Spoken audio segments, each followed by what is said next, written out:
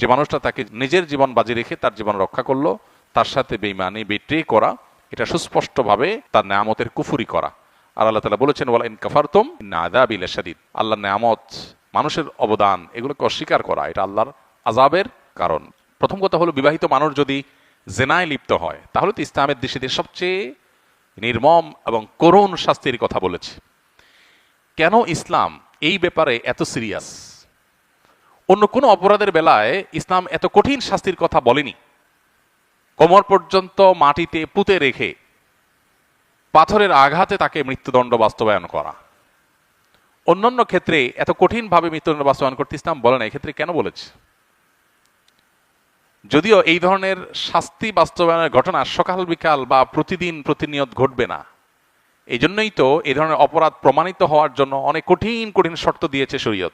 ইসলামী শরিয়া এমন এমন শর্ত দিয়েছে যে এই ধরনের শাস্তি কোনো ইসলামী বিচারালয়ের বিচারক, কোনো কাজী, তিনি এই ধরনের মৃত্যুদণ্ডের রায় লিখবেন, বিষয়টা এত সহজ না। এটা লেখার আগে তাকে অনেক শক্ত শক্ত কঠিন কঠিন দলিল প্রমাণ হাজির করতে হবে। সচক্ষে সরাসরি মূল জেনার দৃশ্য দেখার মতো উপযুক্ত শাস্তির সংখ্যা পূরণ, মানে সাক্ষীর সংখ্যা পূরণ হইতে হবে, তারপর এটা হবে। এত সহজ না বিষয়টা। তার মানে ইসলাম চায় না এটা সকাল বিকাল হোক, এটা চায় কালে ভদ্রে একটা ঘটনা ঘটবে, সবাই সেখান থেকে শিক্ষা নিয়ে সতর্ক হয়ে যাবে। তো প্রশ্ন হলো যে এত নির্মম শাস্তির কথা কেন বলা হয়েছে ইসলামে? এর উত্তর হলো, কারণ হলো মানব সভ্যতা পৃথিবীতে টিকে থাকবে বিবাহের সুস্থ স্বাভাবিক ধারার মাধ্যমে। বৈবাহিক বন্ধনের এই সুস্থ স্বাভাবিক ধারার বিপরীতে বিবাহ বহির্ভূত যে সম্পর্ক, হারাম রিলেশন, এবং এর পাশাপাশি আজকাল যে সমকামিতা সহ বিভিন্ন রকমের অসভ্য ক্রিয়াকর্মকে পৃথিবীতে নর্মালাইজেশনের কাজ চলছে, এটাকে স্বাভাবিককরণের কাজ চলছে, এগুলো মানব সভ্যতাকে হুমকির মধ্যে নিয়ে যাবে। মানুষের অস্তিত্ব পৃথিবীতে একসময় থাকবে না যদি এগুলো থাকে। ডক্টর খন্দকার আব্দুল্লাহ জাহাঙ্গীর রহমাল্লাহ বলতেন যে একটা বড় সাইক্লোন, একটা বড় ঘূর্ণিঝড়, এরকম বড় কোনো বিপদ, জলোচ্ছ্বাস, এগুলো একটা এলাকার মানুষকে শেষ করে দিতে পারে, পৃথিবীর মানুষকে ডুবাই শেষ করে দিতে পারে, এরপরও মানুষ কিছু বেঁচে থাকবে। কিন্তু মানুষের যে টেন্ডেন্সি, বৈবাহিক সম্পর্কের মধ্য দিয়ে সন্তান জন্ম দেওয়ার যে প্রবণতা, এটা যদি কমতে থাকে তাহলে কি হবে? একটা সময় মানুষের অস্তিত্ব সংকটের মধ্যে পড়বে, পৃথিবীতে মানুষ টিকে থাইকে কঠিন হবে, হারিয়ে যাওয়ার উপক্রম হবে। এখন পশ্চিমা পৃথিবীর অনেক দেশ শুধুমাত্র এই সমকামিতা সহ এই জাতীয় বিষয়গুলো, যেগুলোকে তারা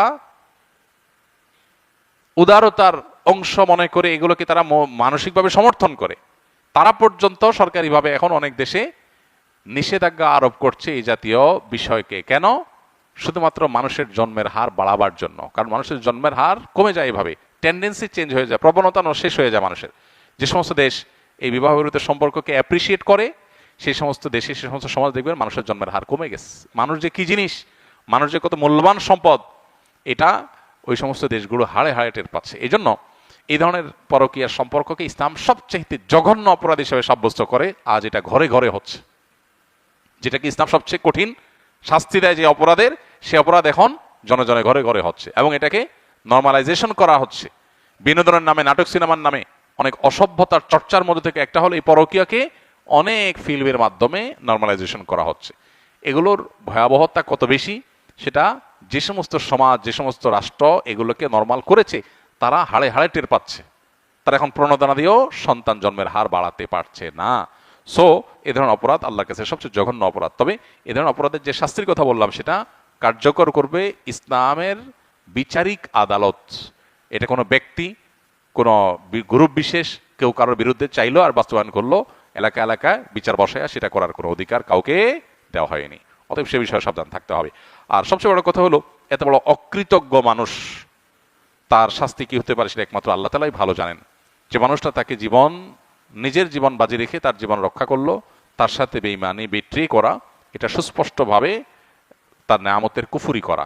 আর আল্লাহ তাআলা বলেছেন, ওয়ালা ইন কাফারতুম ইন্না আযাবি লাশাদীদ, আল্লাহর নেয়ামত, মানুষের অবদান, এগুলোকে অস্বীকার করা, এটা আল্লাহর আযাবের কারণ। ডিলাগুলো কতক্ষণ ধরে ব্যবহার করা উচিত? 40 পা হাঁটাহাঁটি করা কি মুখ্য বিষয়? মুখ্য বিষয় 40 পা বা এর কম বেশি কোনো পা হাঁটাহাঁটি করা নয়, বরং মুখ্য বিষয় হলো পেশাবের পর বা মলমূত্র ত্যাগের পর অপবিত্রতা থেকে পবিত্র হওয়া, এটা হলো মুখ্য বিষয়। পেশাবের পর আমরা যারা বাংলাদেশের মানুষ এই অঞ্চলে বসবাস করি, আমরা ভাত টাত খেয়ে অভ্যস্ত, আমাদের শরীরের মধ্যে সাধারণত একটু শরীরটা আমাদের রসালো হয়। আরবের মানুষ যারা রুটি খায় বা পাকিস্তানের মানুষ যারা রুটি খায়, রুটি প্রধান, তারা আমাদের চাইতে তাদের শরীরের গঠন থাকে কিছুটা শুষ্ক টাইপ। আমাদের দেশে মানুষের পেশাবের পর সাধারণত পেশাবের ফোঁটার ধারা বন্ধ হতে একটু সময় লাগে। আবার আমাদের দেশে মানুষের মধ্যে অনেকের এটা রোগ একটু বেশি সময় নেয়, অনেকে তাড়াতাড়ি পরিষ্কার হয়ে যায়, ক্লিয়ার হয়ে যায়। তো এটা আসলে ব্যক্তির উপর বা পরিবেশের উপরে অনেক সময় ভ্যারি করে। খোলাসা কথা হলো, শরিয়া নির্দেশনা হলো ইস্তানজিহু আনিল বাউল ফাইন্না আম্মাতা আযাবিল কবরি মিনহু। পেশাব থেকে পবিত্র থাকো, পরিচ্ছন্ন থাকো, এটা হলো শরিয়ার নির্দেশ। কিভাবে থাকবে সেটা আপনার ব্যাপার। এখন কারোর পেশাবের ধারা ফোঁটা বের হতে শেষ হতে সময় লাগে, তো তিনি ইউরিনালে অথবা টয়লেটে তিনি অপেক্ষা করে প্রয়োজন উঠবস করে তিনি এটা দূর করবেন, দূর করে তিনি বের হয়ে যাবেন। এটা দূর না করে ঢিলা কুলোক ধরে হাঁটাহাঁটি করা, এটা বিশেষ করে হাঁটতে হাঁটতে আপনার জনসমক্ষে বা অন্যান্য মানুষের সাথে দেখা হয় এরকম জায়গা পর্যন্ত চলে আসা, অনেক সময় দেখা যায় ইউরিনালের যে গলি ওখানে অন্যান্য মানুষের সাথে মুখোমুখি হয়, এটা দেখতেও দৃষ্টিকটু, আবার অনেক সময় এটা সতর্কমুক্ত হওয়ার আশঙ্কাও তৈরি করে। আর এভাবে নবী সাল্লাল্লাহু আলাইহি ওয়াসাল্লাম হাঁটাহাঁটি করতে কোথাও আলাদা করে নির্দেশও করেন নাই। অতএব আমরা প্রত্যেকে যার যার দায়িত্বে ইউরিনালে বা টয়লেটে বসেই নিজের পেশাবের ধারা বা নাপাক এটাকে দূর করে তারপর বের হবো ইনশাআল্লাহ। অনেকে আছেন অহেতুক ওয়াসওয়াসার রোগে ভোগেন, তার পেশাব আসলে আসে নাই, তার মনে হয় পেশাব আসতেছে, এই মনে হয় দূর করার জন্য সে 40 কদম 60 কদম হাঁটাহাঁটি করে। তো এই ওয়াসওয়াসাকে কোনো পাত্তা দেওয়ার কোনো কারণ নেই। নবী সাল্লাল্লাহু আলাইহি ওয়াসাল্লাম ওয়াসওয়াসা দূরের জন্য ভিজা হাতের পানি ছিটা দিতে বলেছেন, যাতে করে আমার মনের মধ্যে পেশাবের ফোঁটা আসলো কিনা এই সন্দেহ আসার স্কোপই না থাকে, যে পানির ছিটা পড়ে পুরো আশপাশের জায়গাটা আপনার একাকার হয়ে গেছে, এরকম যেন হয়। তার মানে নবী সাল্লাল্লাহু আলাইহি ওয়াসাল্লাম ওয়াসওয়াসাকে ইগনোর করতে, এটাকে পাত্তা না দিতে শিক্ষা দিয়েছেন। অতএব আমরা সেটা করতে হবে ইনশাআল্লাহ।